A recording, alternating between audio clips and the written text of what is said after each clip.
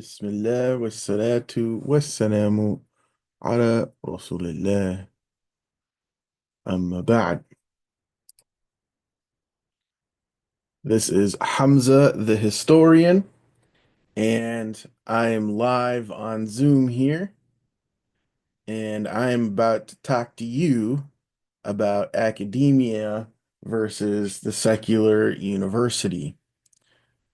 So, studying Islamic studies and secular academia versus a traditional Islamic university or madrasa involves significant differences in approach, curriculum, methodology, and objectives. So I got this little outline I made here, and I'm going to try to go over it from some of my own life experiences being in both spaces. So this I made with some sort of AI, can't tell you which one, can't remember. Um, Curriculum and focus. Let's see if this AI gets any of this stuff right. Secular academia has a broader interdisciplinary approach, often integrating Islamic studies with fields like history, sociology, anthropology, political science, and comparative religion. While there is some truth to that, some Islamic universities or madrasas are getting much better at this. But definitely in traditional madrasas, traditional Islamic universities, you do find more of a focus on textual studies, on hermeneutics, so it limits the approach. And it's about, at the end of the day, getting you closer to Allah subhanahu wa ta'ala, getting you closer to God. So there's a spiritual sort of refinement and salvific nature to the pedagogy that you don't see in academia, in Western academia or secular academia, whatever you may want to call it.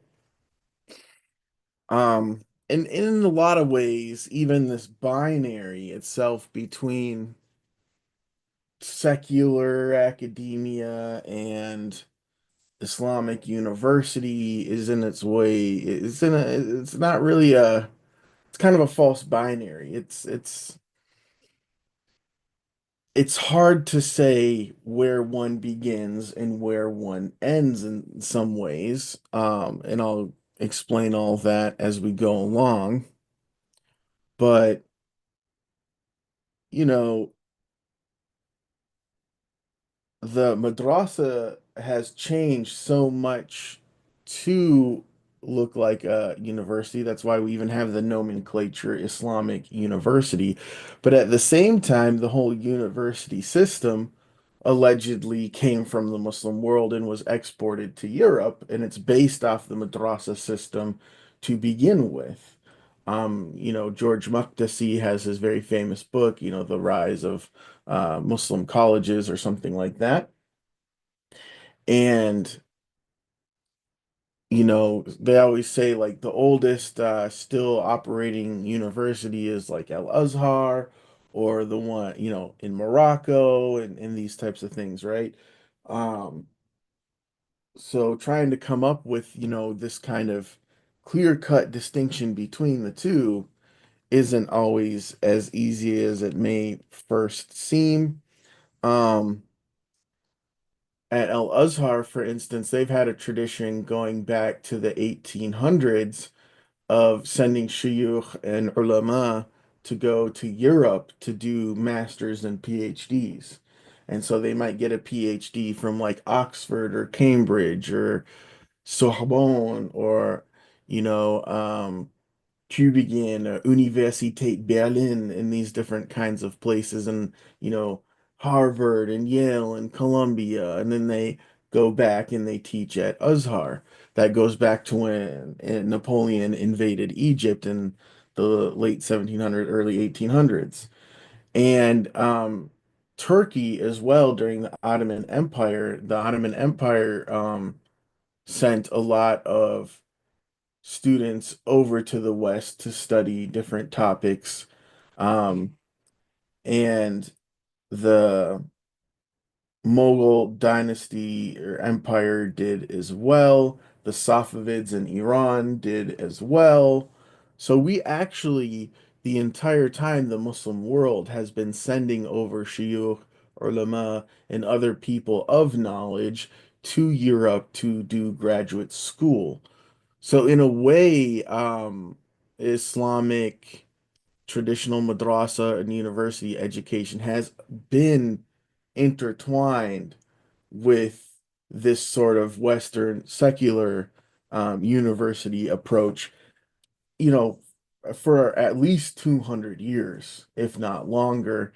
And Islamic Spain and Islamic Italy and Islamic Eastern Europe also kind of give us many examples in early modernity or late medieval period of how these systems blended together and influenced one another. So I think this whole kind of binary of trying to make this sharp distinction between the two um, can sometimes cloud us from the truth. However, the reason many people have made this sharp distinction between, secular academia, so-called secular academia, and Islamic University is because at its core, a madrasa or an Islamic university is here to teach you Islam, to teach you spirituality, to teach you about God, to tell you, um, or it holds some basic assumptions for granted that the Quran is the word of God and these types of things. Whereas in secular academia, there are going to be non-Muslims who are going to be in disagreement with these things, and that's okay. It's just a different space. And that's okay as long as you're aware of the difference. So when you go to a madrasa or an Islamic university, typically you're going to be taught, the classic Islamic sciences, um, fiqh, uh, Quranic studies. You're going to be taught, maybe tasawwuf or purification of the heart. Um, you're going to be taught your aqidah, al-aqidah tahawiyah, texts like that. Um, and, a lot of people aren't that aware, but of like what even are all the different kinds of Islamic sciences. So I wanted to talk a little bit about that as well. And Ramadan Kareem Yabuki. So here we have this book, Ta'rifat al-Ulum by Muhammad Tahir ibn Ashur, who's very famous Islamic scholar. Um, he has this book that is detailing what are the different ulum ad-din, what are the different Islamic sciences. And I'm going to bring us to the table of contents. So you have ulum al-shari'iyya, right? The Sharia, different knowledge related to that, related to language, related to civil services, engineering, building stuff, related to philosophy, mathematics, natural sciences, and even metaphysics, okay? So these are things that we have to be aware of our Islamic sciences, okay? It's not just fiqh and aqidah, it's more than that, okay? And it's even includes studying foreign languages besides, Arabic. So this all fits very well with what even secular academia says about knowledge. So, and you got to understand that even the concept of secularism arose in the West in this very Christian type of context, and it's it favors Christianity and it's skewed by Christian theology. So if we want to truly get to a sort of neutral space that we call secular for all different religions, what it looks like in its current form is not what it purports itself to be. So you know, take it for what it is. We also have an Islamic secular. I have a video on that, a book review of the book The Islamic Secular. So, there's different versions of what it means to be secular, right? And so you have Shar'i versus غير Shar'i, or you have Sharia-based type of knowledge versus non-Sharia based. And so if we go back up here to Ibn Ashur's categorization, the first one is ulum al-Shar'iyya. So those are Shar'i type knowledges. And then everything else, you might be able to call غير Shar'i. But they're all intertwined with Sharia. Anything is in potentia Islamic. Kullu a'malu binniyat, right? So even trying to say where's the for sure line between Shar'i and Ghair Shar'i sometimes isn't the easiest line to draw. But anyways, we'll look at this PDF, علم التفسير القرآن. Tafsir, everyone recognizes that. Quranic exegesis as one of the Islamic sciences. علم التجويد والقراءات, so that is beautifying your recitation and learning the 10 canonical recitation styles. Everyone, I think, is in agreement about that. علم الحديث, having knowledge about the hadith, very important stuff. علم مصطلح الحديث, like, having the knowledge of hadith nomenclature or terminology or hadith parlance. علم دلائل النبوءة والسيرة. So having knowledge of the proofs of prophethood and knowing about, علم السيرة, the prophetic biography. Of course, everyone says, oh yeah, Islamic sciences. علم أصول الفقه, the legal epistemology of Islam. I think everyone is in agreement about that. And then fiqh, of course, the furu' al-fiqh. And then if we keep going, we have fara'id, which is inheritance. By the way, to understand fara'id well, and I've studied it with shuyukh, like to understand fara'id well, you have to know mathematics. So riyadiyat, mathematics, all that kind of stuff is actually really a prerequisite to some of the Islamic sciences. Something that might be categorized as secular, suddenly, boom, is an Islamic science. So these things don't always have the easiest lines to draw between them. You have ilm al-kalam. Ilm al-kalam is knowing about Islamic theology. I think everyone's in an agreement that it's an Islamic science. There are some detractors to its efficaciousness, but that's another story, another discussion. And one of its prerequisites is knowledge, ilm al-mantiq. You have to know knowledge to understand ilm al-kalam properly. And tasawwuf, or tazkiyat al-nafs, purification of the heart, of the id.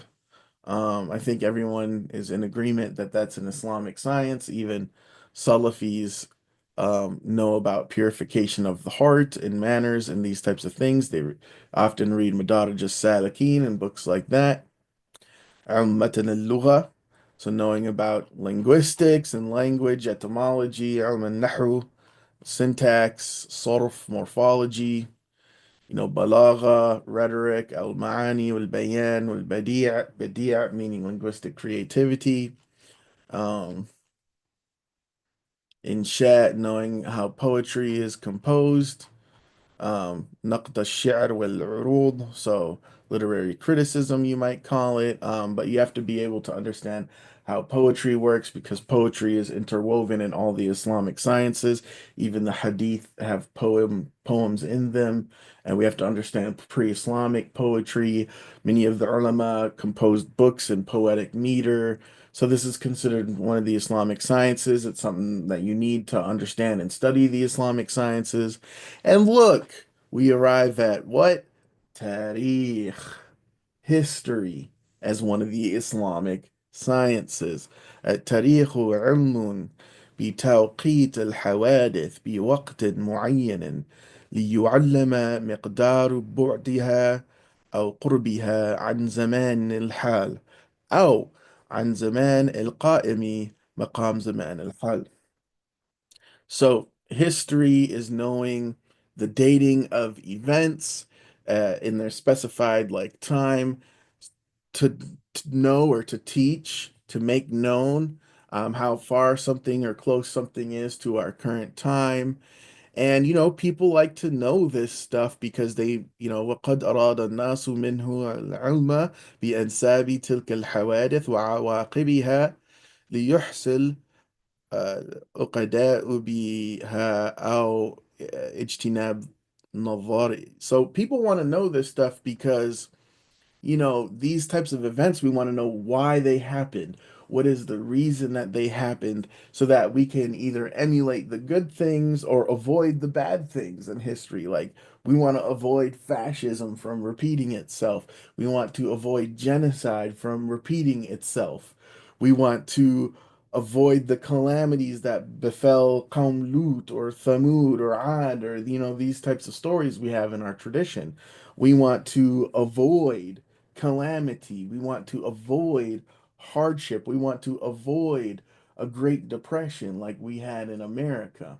We want to avoid colonization and all the evil things that come with it. We want to avoid being colonized or being the colonizer. So, history plays an important role into all of that. You think about rise and fall of the Umayyads and Abbasids and Ottomans and all these things.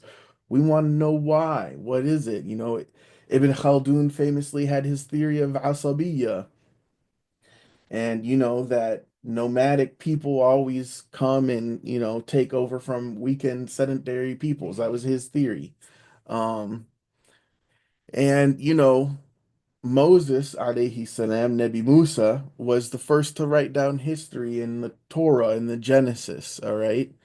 Um, and that tradition continued, with the Umayyads and Abbasids, with writing down Sirah, writing down the battles, all these kinds of things, the prophetic biography, all of that is tarikh, all of that's history. And we have the famous book, Tarikh al-Tabari, which starts with what you might call prehistory, the creation of Adam, and goes all the way up until his time.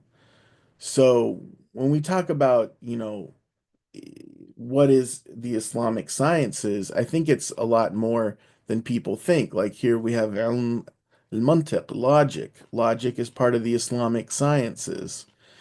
Falsafa wal hikmah, philosophy is considered part of the Islamic sciences. Some people may dispute that, but they use logic and they use philosophy to dispute that philosophy is part of Islam. So, you know, take it for what you will.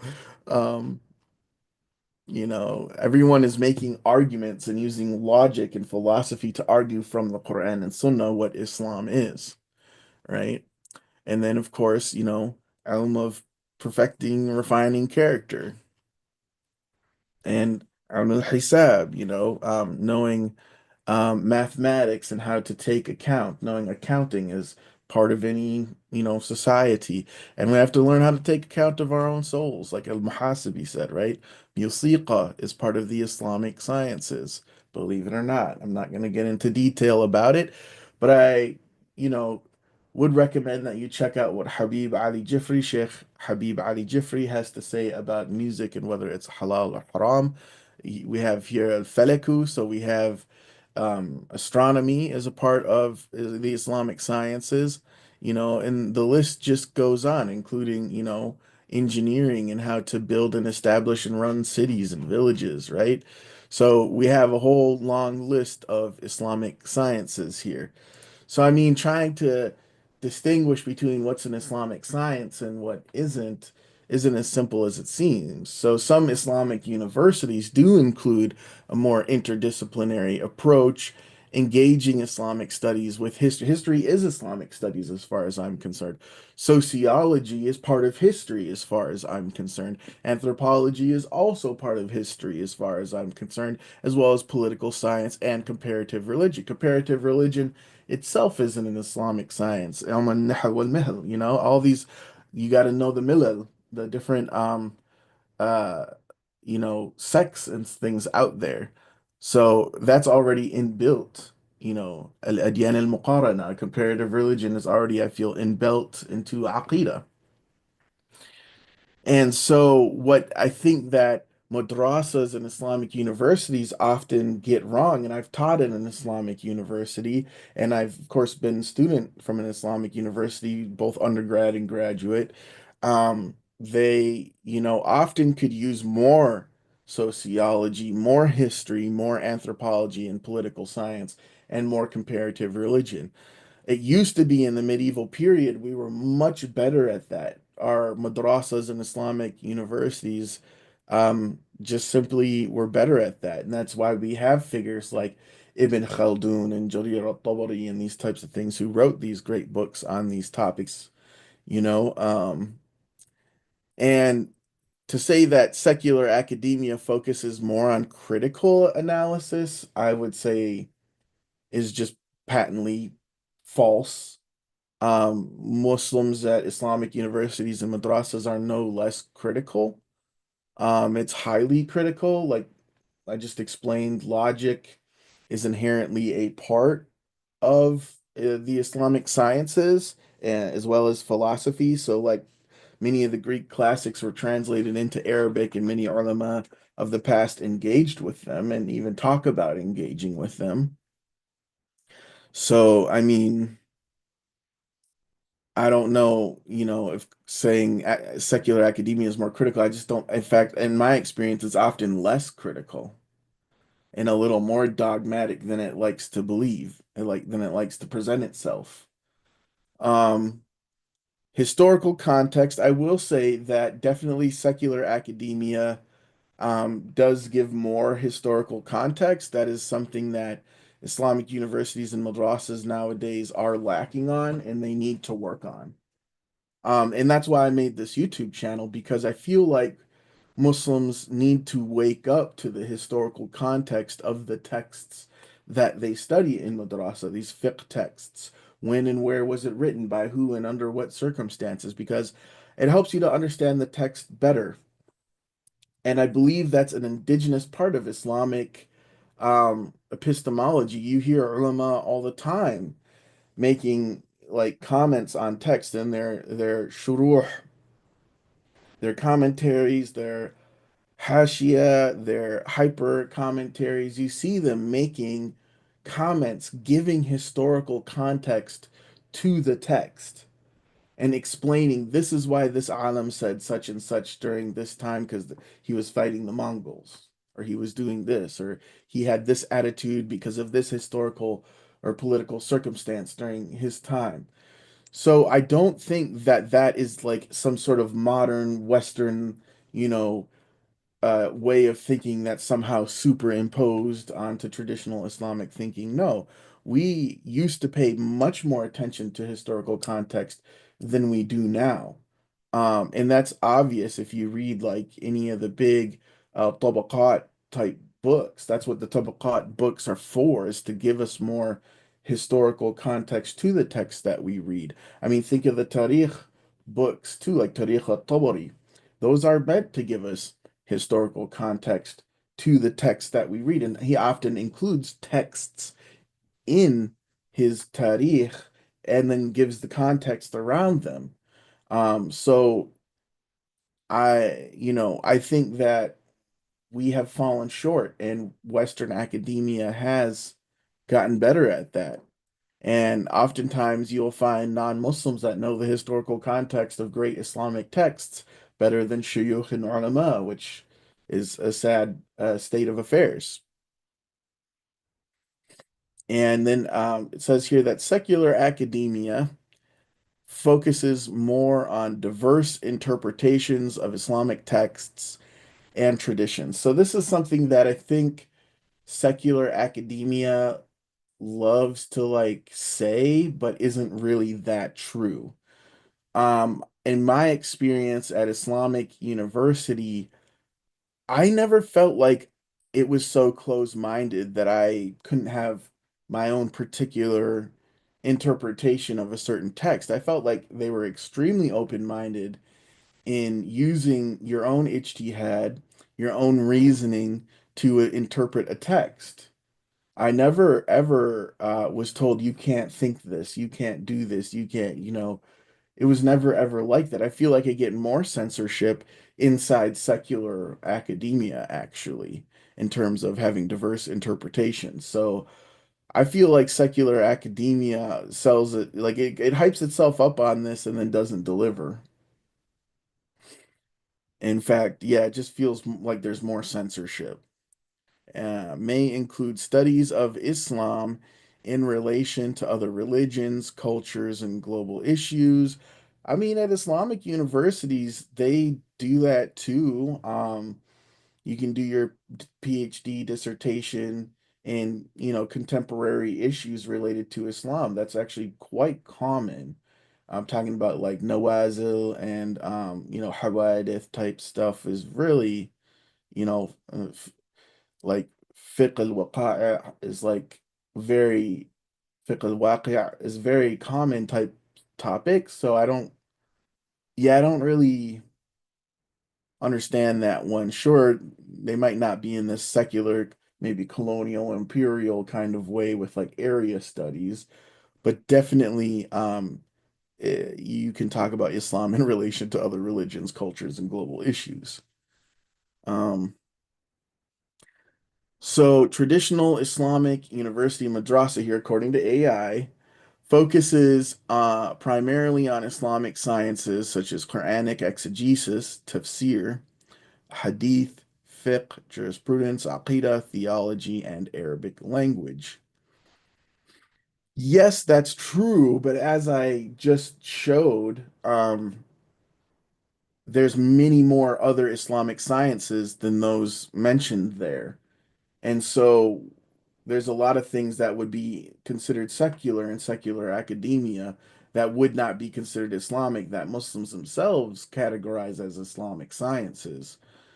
So many of the things like up here, like I talked about anthropology, sociology, political science, comparative religion, that's all actually inbuilt into the Islamic sciences, in my opinion. So, the distinction is a little blurred sometimes. It's not quite so easy to tease apart. Here it says emphasizes traditional methods of learning, often rooted in classical texts and teachings. While this is largely true, I also want to poke holes into this one as well, because sure, we're emphasizing studying with traditional ulama at an Islamic university or madrasa. We're talking about getting ijazas and having chains of narration, a sanad going back to the author of a text. We're talking about an oral tradition being passed down. Al-ulama warith al-anbiya, right? The ulama are the inheritors of the prophets. So we are talking about a different pedagogy that I mentioned before is aimed at salvation, bringing you closer to God. And it is rooted in a very textual basis. Um, but, but at a secular university, you also have ulama and shuyukh who have a PhD, who are teaching as professors, who outside of that role and setting are shuyukh and ulama. And you can still even study on the side and get ijazas and do this traditional textual type of rote memorization if you so desire to do so. It is also available in secular academia. And there are professors who teach their classes at the secular university in a way that is no different than an Islamic university would teach them. So this whole idea that there's this sharp distinction between the two isn't so true in all cases. What you will find in secular academia is non-Muslims that you may have to interact with, you may take classes with, who don't believe in Islam, who think Islam is a false religion. And sure, you're not going to get any ijaza from them. Sure, you're not getting a sanad. Sure, you're not learning your aqidah from them, nor should you. But you're also seeing what are non-Muslims saying out there.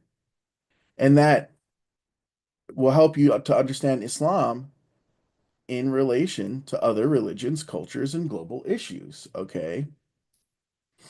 and it does expose you to diverse interpretations, okay?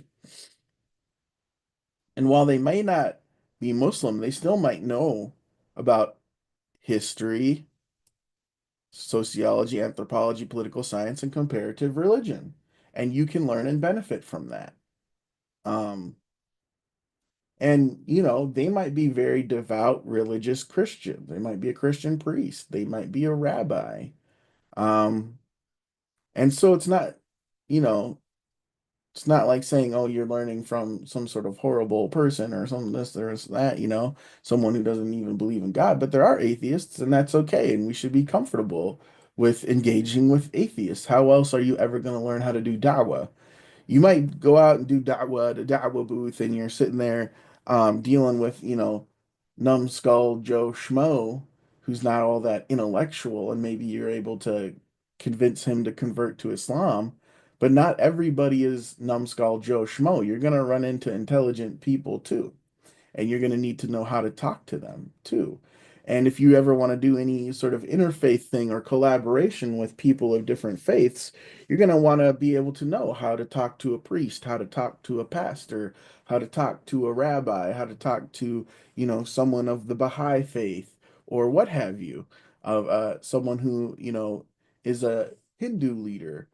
So all of this stuff is quite beneficial. Um, and now the aims may be a little different. A traditional Islamic university or madrasa is aiming to produce Islamic scholars, imams, or individuals deeply versed in Islamic knowledge for religious leadership or community service. So that is a primary goal that Islamic universities and madrasas have that the secular university may or may not have. So oftentimes, if you're going and you're doing like a bachelor's degree and let's say like religious studies with a focus on Islamic studies, um, a lot of those programs, even in secular universities like Yale, Princeton, University of Chicago, Harvard, blah, blah, blah, you can do degrees in divinity that do aim to produce Islamic scholars, imams, or individuals deeply versed in Islamic knowledge for religious leadership and or community service. So these do actually exist as well in the secular academy. To say it only exists in traditional Islamic universities and madrasas is just simply unfactual. It's not true. We have ulama and shuyukh who do teach in secular academia and teach students in preparation to be Islamic scholars, imams, what have you. So that is something important to keep in mind. Now, methodology, we can talk about this because I think this part is definitely an important part. So, secular academia supposedly employs critical, analytical, and often secular methodologies, including historical critical analysis, textual criticism, and social scientific approaches. So, the issue with that is we have these in the Islamic tradition already. We have criticism, we have our analytical side, we have um, textual criticism and social scientific approaches. We fundamentally disagree with Western historical criticism, historismus, as it's purported by Leopold von Ranke. I have a different video on that. But that's because we have a fundamental difference in how we categorize human nature, which is with the fitra, the primordial nature, and we therefore assume at baseline good about people, husnul dhann, and we don't assume bad about their character without having very serious concrete proof. Whereas in the secular academia, you will find people outside of that worldview, ideology, way of thinking who assume that people are by their very nature bad. They're bad people and we shouldn't believe them. And we need all these things to corroborate their historical reports. And so you have, some more cynical approaches out there than what you might find in traditional Islamic university, but like I don't think if someone was kind of had these ideas in a traditional Islamic university, I don't think they would be shunned out of there. They would just be made to rationally defend their case more rigorously, maybe, than in secular academia. Um, so I don't feel like they're that different because, a lot of the professors teaching at Islamic universities themselves got PhDs at Western universities, secular universities. Not all of them, but definitely a good chunk of them. I don't think there's ever been a study done to see what percentage nowadays and how would you categorize, an Islamic university versus a secular university. You go to Azhar and Al Medina University, they all got engineering departments. I think now they have medicine departments and things like that. Um, you know, those are considered Islamic sciences to some people. And I think it's good to keep the debate open. What is and isn't an Islamic science? What is Shari'i versus Ghair Shari'i? And these are things to talk about and things to think about, right? And secular academia encourages questioning, debate, diverse perspectives, including non-Muslim or non-traditional viewpoints. So I don't think secular academia really does better at this, to be honest with you, because questioning and debate and diverse perspectives has always been a part of the Islamic tradition. The early mujadala and munadhara debates of the Salaf and Khalaf, I mean, those were huge public spectacles and continued all the way until the late Abbasid period of like they've always been there. Um, so, I mean, that's what Kalam is all about. That's what Falsafa is all about. Um, so I don't really see secular academia as doing better at that than the Muslim world, to be honest. Honestly, I've kind of found it more dogmatic than critical. Um, but they do include non-Muslim or non-traditional viewpoints, maybe a little more. It used to be, though, in the medieval period, Islamic universities and madrasas would do very open public debates and dialogue with non-Muslim peers and non-traditional viewpoints like al-Ma'ari and different things. So I mean, I don't know if secular academia is really, like like the one holding the candle on that or whatever you want to say. Like, I don't know if I'd give them the trophy on that one. Um, the traditional Islamic university or madrasa relies on traditional methods of learning. That is very true, like rote memorization, memorizing the Quran, transmission of knowledge from teacher to student. I mean, that does happen in secular academia too. It is also oral history being taught in secular academia too. There is also people will talk about their sanad and chain of knowledge even when they're not Muslim and secular too. So I mean, yeah, it's not exactly like you're getting any ijaza, but there is that to some extent. And if you're studying with ulama in a traditional university, you can get that. So, um, but definitely Islamic universities and madrasas do rely on that much more heavily, without a doubt. Emphasizes adherence to established interpretations and schools of thought. I mean, yes and no. Like, yeah, you're going to be taught a certain school of thought just because they're experts who that's their knowledge base. Are you expected to follow that? No, you can study the Hanafi madhab with Hanafi ulama and be Maliki. That's fine. You could even be Shia and they're not going to kick you out of the class. I mean, come on now. So I feel like that gets a little overblown, and there's like Azhar, you can learn all the different madhabs. There's people who are even Zahiri outside of the four madhabs that teach at these institutions. So I'm not really sure. Uh, that's, I think that's more like a lot of these kind of feel like stereotypes, to be honest.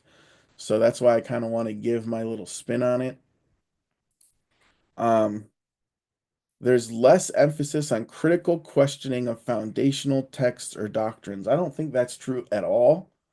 I've always felt comfortable to ask whatever kind of wild, out of pocket, crazy questions to sheikhs and ulama and Islamic classes, and they have never made me feel stupid. They have never shunned critical inquiry. They have always said, like, thanks for the question. This gives me the opportunity to talk about this. I didn't think about that. This is great. And then I'll explain it. So I don't really feel like there's less emphasis on critical questioning of foundational texts or doctrines. Not at all. I think it's actually encouraged because we want to have a critical basis for our beliefs. Islam doesn't have this sort of like inherent dichotomy of like faith versus reason being this huge thing. I mean, I know Yasser Qadi did his dissertation on that, Sheikh Yasser Qadi, who I respect very, very much, Dr. Professor Yasser Qadi, great man. And that's a debate, in the Muslim community is what's the role of reason, but nobody says we're not going to have any reason at all. Nobody says that. Even the Zahiris are very logical and have very well philosophized system as to why they're interpreting scripture in the way that they are in a very medieval nominalist fashion.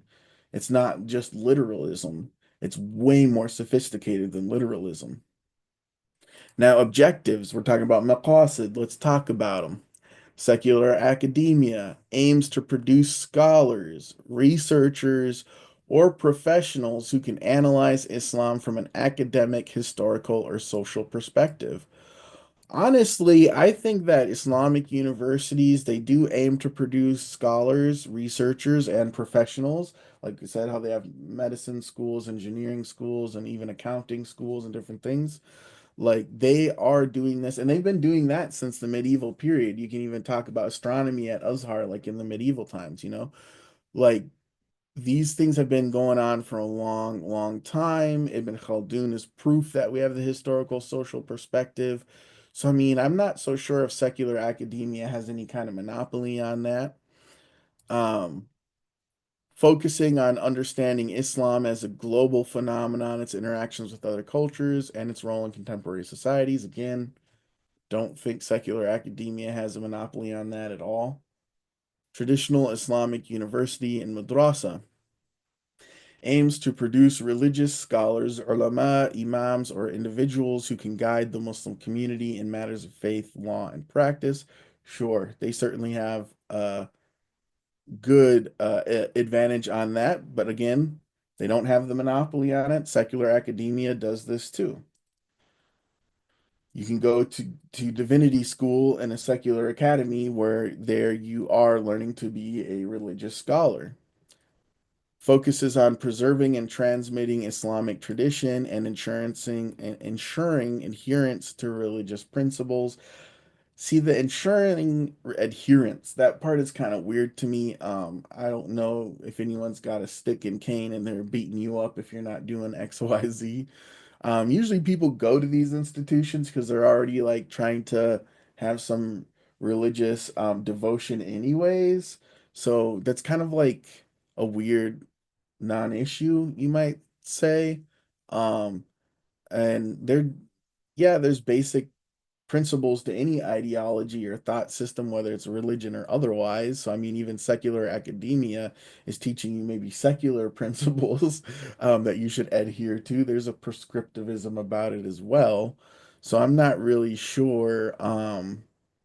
About that little bullet point. Sure, they do focus on preserving and transmitting the Islamic tradition, but again, you can find that in secular academia, little pockets of it as well.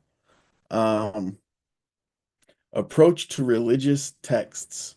Secular academia treats religious texts, Quran or Hadith, as historical and literary documents subject to critical analysis and contextual interpretation.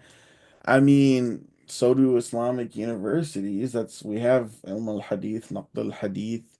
We have, these concepts of nasikh and mansukh, abrogated and abrogating. So I mean, like, we have Tariq, history, all this stuff exists.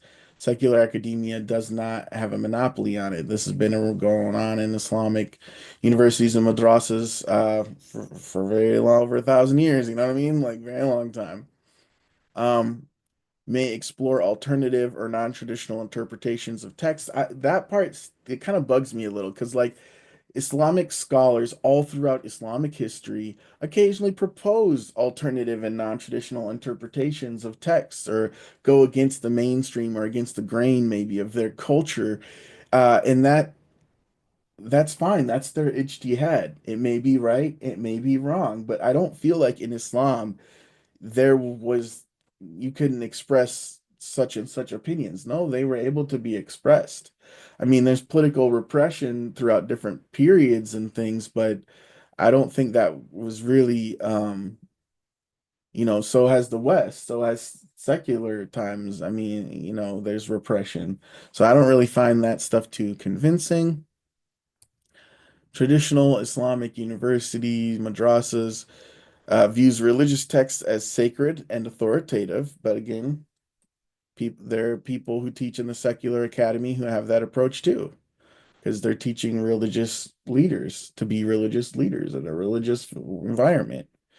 So views religious texts as sacred and authoritative, with interpretations often limited to established scholarly traditions. I wouldn't say limited to established scholarly traditions, but in conversation with engaged with established scholarly traditions. Because why would you try to do research and you haven't read all the previous research out there? Why would you try to write a tafsir and you haven't read all the previous tafsirs out there? You're going to be repeating what somebody else said for sure. So I don't I don't see Islamic universities doing that. They are engaging with previous scholarship. So does secular academia. So that is kind of a dumb and moot point to me. Emphasizes the divine nature of the Quran and authenticity of hadith within the framework of Islamic theology. Sure. But there's pockets in secular academia where they do that too. But definitely Islamic universities and madrasas do this more. It's more of an emphasis, of course. That goes without saying, I think. Diversity of perspectives. Secular academia encourages exposure to a wide range of perspectives, including non-Muslim, secular, and critical viewpoints. I already talked about how this isn't exactly and entirely true. It also happens in Islamic universities and madrasas and traditional Islamic spaces all the time, as well as comparative stuff. Um, this stuff too, I'm not sure is so correct. Language of instruction. Secular academia is usually conducted in local language or the dominant academic language of the region. Arabic may be studied as secondary language for research purposes. I mean, often conducted in Arabic. That it can be in Arabic, but often most of the time I see here in America and in Europe and Australia and other places like around the world, it is not often conducted in Arabic, but actually the local language. But everyone's strongly encouraged, and Arabic might even be mandatory because you need Arabic to get far with Islamic texts and understand the Islamic sciences. But in secular academia, they're teaching Arabic too. Although the language pedagogy is way lacking in secular academia, they do way worse a job at teaching Arabic, way worse a job.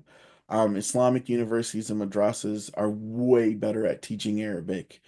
And so keep that in mind that, if you want to do this type of work, dedicate yourself to being a student of knowledge, I would go to a madrasa or Islamic university first, without a doubt. Get your languages down, and when you go to secular university, make sure you study a second Islamic language like Persian or Urdu or Turkish or what have you, Bahasa Indonesia, Somali, whatever it is you like, okay? But yeah, definitely madrasas and Islamic universities are way better at teaching Arabic, and they're more likely to conduct classes in Arabic. But even in secular academia, like when I was at the University of Chicago, I took a class with Yusuf Kasewat where he lectured in Arabic at every single class session, like the whole entire class. So There's classes in secular academia that are completely in Arabic that I have taken. That is something that exists. Islamic universities do not have a monopoly on that at all.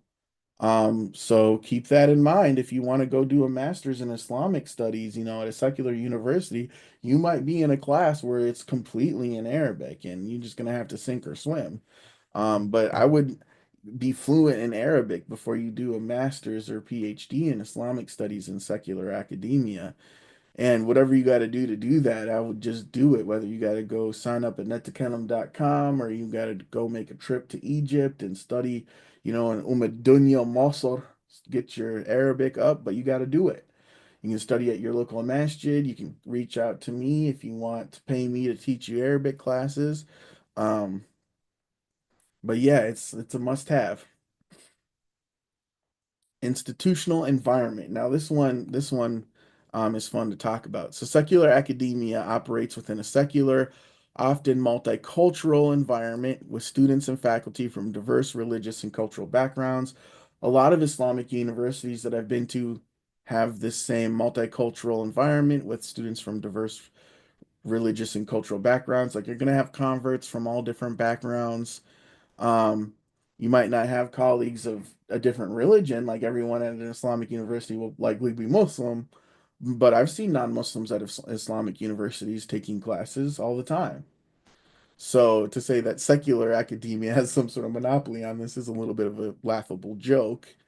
Um, may have fewer religious requirements or restrictions on behavior. I've never seen an Islamic university where they're out there enforcing like haram police this or that all the time. So, I mean, that's a little overblown.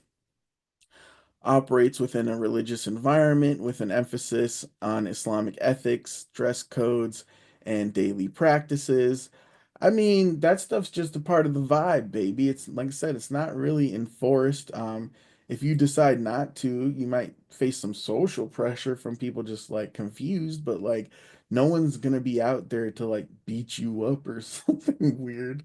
You're not, might not face discipline, but I mean, those places can exist. There are some madrasas in far-flung rural places where that stuff exists. I'm not denying it, and I'm not saying it doesn't exist. I personally have never witnessed it here, in America or the places that I've lived, like, been to, like Egypt and Jordan and stuff. Like, I've never didn't see that, but I'm not denying it.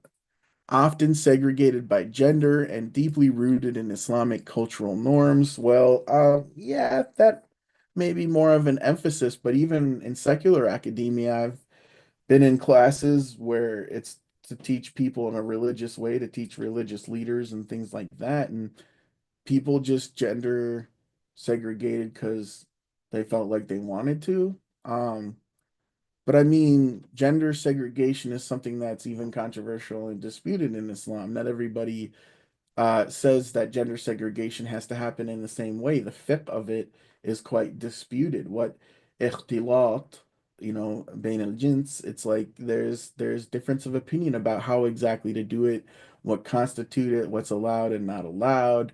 The Prophet Muhammad sallallahu alaihi wasallam, ate with women that he was not married to and things like that. Like there's all kinds of hadith about it and exceptions and things like it's not clear cut. So gender segregation differs and varies a lot from Muslim community to community, and university to university and madrasa to madrasa. So I don't know, that one is a little sus to me. Career outcomes. Secular academia prepares students for careers in academia, research, journalism, international relations, or public policy. I mean, I think Islamic universities do too. People just don't really realize that. But people who went to Islamic University often work in those fields later on, even in banking and, Islamic finance and marketing and all kinds of stuff. People often they have another trade besides Islamic studies as well. They might work in IT as well and things. So a lot of students that I've had teaching at Islamic University had already IT degrees and STEM type degrees and things like that, and would continue on in those professions, added by their Islamic education, gave them an extra edge like in those fields. So I don't know if secular academia is really like, any better at that. I'm not quite so sure. Um, Especially with Islamic universities having, computer science programs and things nowadays, like um, just like there's Catholic universities out there and Jewish universities out there, like, they still get jobs and they're competitive in academia, research, journalism, international relations, public policy, da da da. All right.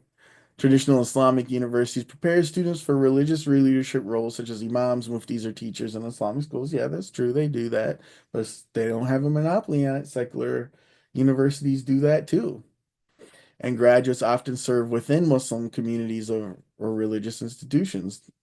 They often do, but not only. All right. Approach to modernity, secular academia engages with contemporary issues such as gender, human rights, globalization, often through a critical or reformist lens, and encourages dialogue between Islam and modernity. Islamic universities and madrasas do all that stuff too.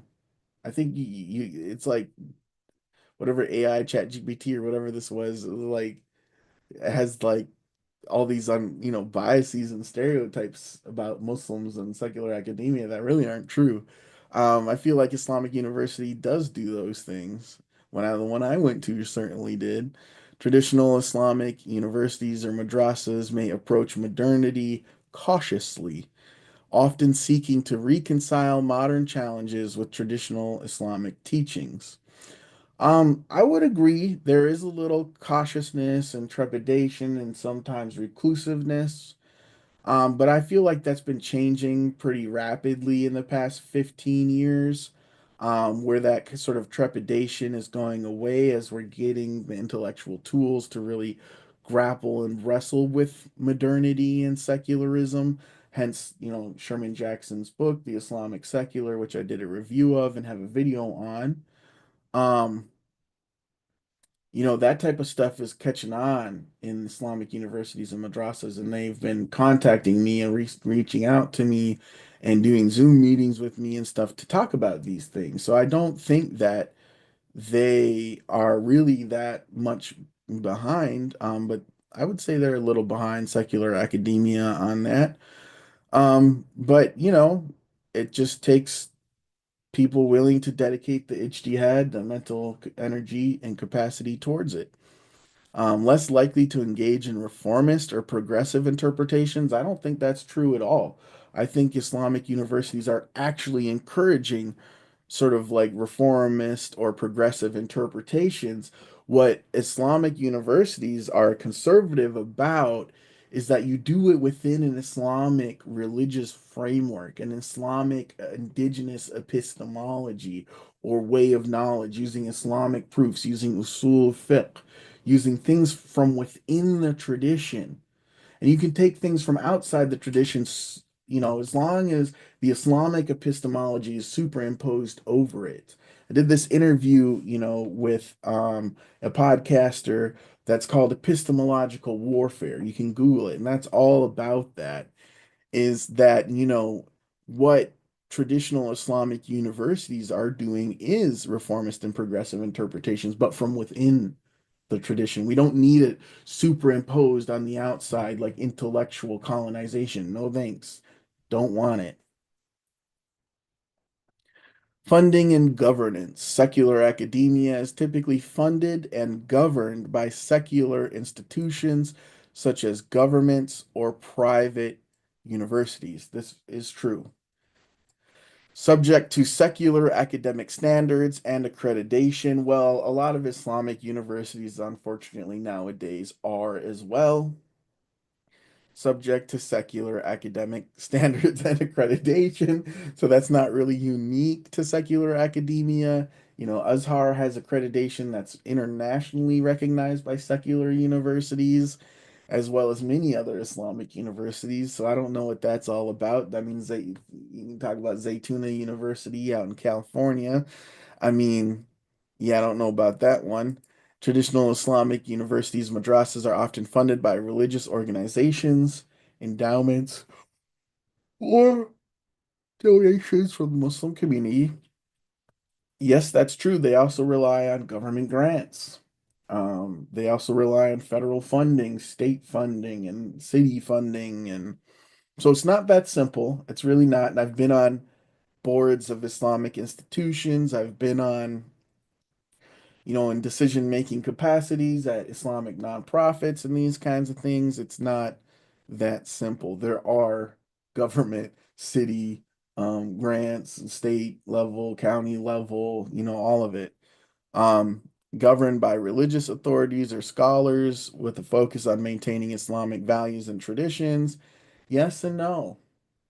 I've been at a lot of Islamic institutions that are governed by people who are not religious authorities, who are not scholars, who are business people, STEM people, lawyers, doctors, engineers, that they're on the board and they're in control and they cause and wreak all kinds of havoc because they're not religious authorities, they're not religious scholars, and they don't even know enough about Islamic values or traditions to maintain or preserve them. So, I mean, sometimes it can be like real secular people on these boards and things too. So it's not as clear cut or as black and white. So yeah, that's kind of big point of me making this video is these things are not so black and white. It's not such a clear cut binary because you can have alim who is a sheikh, well reputed internationally worldwide that also teaches at a secular university. That happens all the time. So to even make this big, distinction between like a secular professor and an alim sometimes doesn't work, sometimes doesn't fit. And I'm not saying that secular university doesn't have a problem with Orientalism. It surely has a problem with Orientalism, racism, colonial attitudes, and you should be well aware of that before going, and you should have your Aqidah down and your Islamic sciences well studied, and you should be well versed in it before going to secular academia. And that's my truest and honest opinion and the best nasiha that I can give. But to fearmonger about secular academia, I think is very wrong, or to say that you shouldn't go to secular academia, that you shouldn't get these important research skills that secular academia has that a lot of Islamic universities simply don't have. I think that's wrong. We have to stop with the fear mongering. We have to encourage students of knowledge to go get master's degrees and PhDs at these secular institutions. It makes us better Islamic scholars. It makes us better leaders, helps us to engage with the broader community better. So I think it's super, super important. And that's why I wanted to make this video here on YouTube and do it live. I was hoping for more engagement, but that's okay. I know it's Ramadan. I know people got to work, but this is my take on Islamic University versus academia. And I wanted to show you that there is a lot of things in common. There is a lot of congruence. There are some differences, but there is overlap. It's a Venn diagram. It's not just black and white separation. It's a little yin and yang, okay? Um, there is blending together that does occur that I think's important. Any mistake that I made is from myself and shaitan. Anything good that I've said is from Allah subhanahu wa ta'ala. Um, thank you for watching. Assalamu alaikum wa rahmatullahi